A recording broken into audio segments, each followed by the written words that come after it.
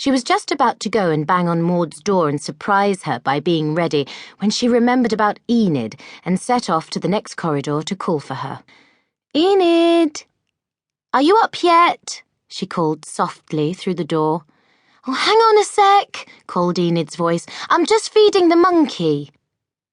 "Monkey?" thought Mildred. I must have misheard. But she hadn't. When she pushed open the door, there sat Enid on her narrow bedstead. Perched on her shoulder was a slender grey monkey eating a banana. "It's to go on the back of my broom," explained Enid, as Mildred hastened inside and closed the door in case by some mischance Miss Hardbroom should materialise outside. "But it's a monkey, Enid," exclaimed Mildred. "You won't be allowed. It says in the rules that we can only have cats. We can't even have owls."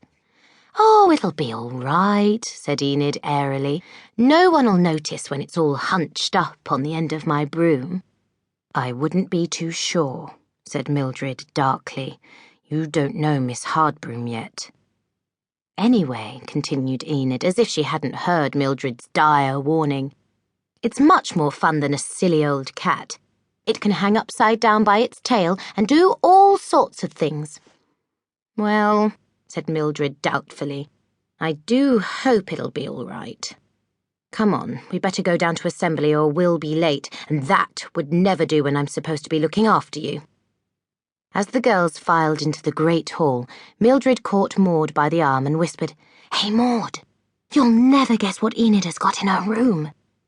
But Maud didn't answer and brushed past with her nose in the air. Miss Hardbroom stood beside the headmistress, Miss Cackle, on the platform at the end of the great hall. Unlike Miss Hardbroom, who was scowling, Miss Cackle beamed down at her flock, which stood in neat black and grey checked rows in front of her. Mildred could not suppress a snigger at the strange-looking pair they made.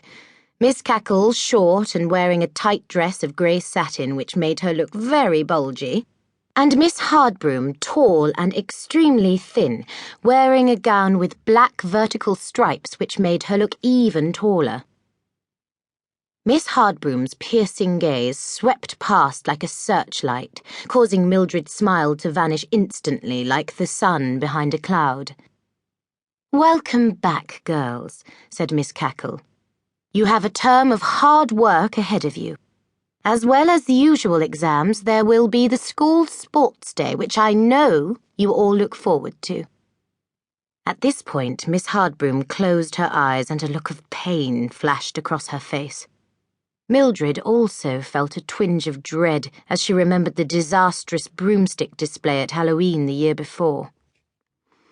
Now Miss Cackle looked a little shy. "And there will be my birthday celebration when I look forward to the little songs and chants which you always prepare for me." A gentle groan ran around the room. Miss Cackle's birthday celebration was the most boring event of the year.